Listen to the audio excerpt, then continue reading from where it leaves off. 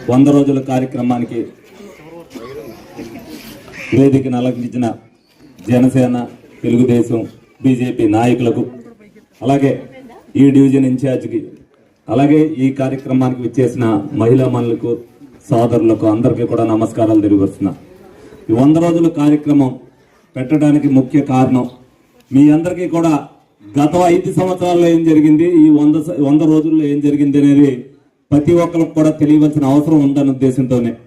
అంటే 100 రోజుల్లో ఏదో సాధించేసామనేది కాదు, 100 రోజుల్లోనే ఇంత ప్రగతి సాధిస్తే 5 సంవత్సరాల్లో ఏం జరుగుద్ది ప్రగతి అనేది మీ అందరికీ తెలియాలన్న ఉద్దేశంతో మీ అందరికీ కూడా నిత్యం మేము 5 సంవత్సరాలు ఏ విధంగా అయితే జనసేన, బీజేపీ, తెలుగుదేశం పార్టీ కార్యకర్తలు నిరంతరం పోరాటం చేసి మీ ప్రతి ఇంటికి ఎలాగైతే డోర్ తెచ్చామో, ఈ 100 రోజుల పాటు కూడా మేము నిరంతరం కూడా ప్రజాసేవలోనే నిమగ్నమయ్యి ఏ కార్యక్రమాలైనా, ఒక శానిటైజేషన్ అవ్వచ్చు, ఒక పథకం పెన్షన్ విషయంలో అవ్వచ్చు, మీకు 1వ తారీఖు అందించే విషయంలో అవ్వచ్చు, అలాగే అన్నా క్యాంటీన్లు తెరిపించే విషయంలో అవ్వచ్చు, అన్నిటితో కూడా మీతో చేదోడువాదుగా ఉన్నాం. అలాగే మీరు కూడా మాకు సహకరించినందుకు మీ అందరికి కూడా ధన్యవాదాలు తెలుపుతున్నాను.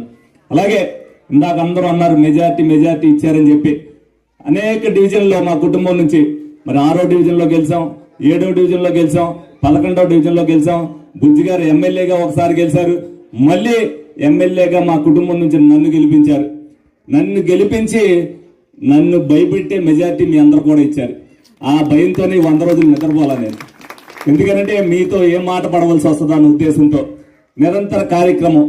నేనేదైనా చేయలేని పని ఉంది అని అంటే ఒక ఉద్యోగం ఇప్పించడమే. ఉద్యోగాలు అనేది వెంటనే వచ్చేవి కాదు, కానీ అర్థం చేసుకోవాల్సినది మీ అందరికీ ఉంది. ఏలూరు నియోజకవర్గానికి సంబంధించి మరి ఇంజనీరింగ్ చదివిన వాళ్ళు, డిగ్రీ చదివిన వాళ్ళు అనేక మంది ఉన్నారు. వీళ్ళందరూ కూడా పరిస్థితి ఏలూరులో ఈ విధంగా ఉన్నదనేది చంద్రబాబు నాయుడు గారి నోటీసులోకి తీసుకెళ్లడం జరిగింది.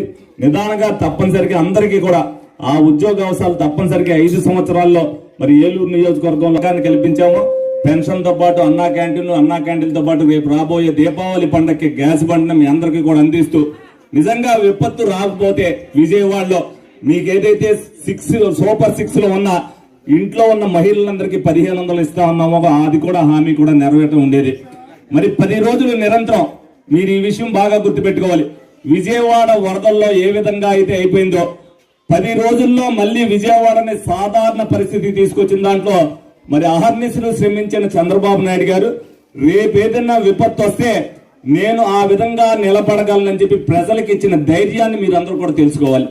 ఆ ధైర్యమే చంద్రబాబు నాయుడు గారు రాష్ట్రానికి ఏదన్నా చిన్న విషయం ఆపద లాంటిది వస్తే ఆయన చేసే కార్యక్రమం కానీ, అధికారులతో చేయించే పని కానీ, అధికారులు దానికి సహకరించినది కానీ, అలాగే మమ్మల్ని కూడా కార్యకర్తలుగా మమ్మల్ని, నాయకుల్ని అందరినీ కూడా అక్కడ సమన్వయం చేసి 10 రోజుల్లోనే మళ్ళీ విజయవాడని సాధారణ పరిస్థితి తీసుకొచ్చారంటే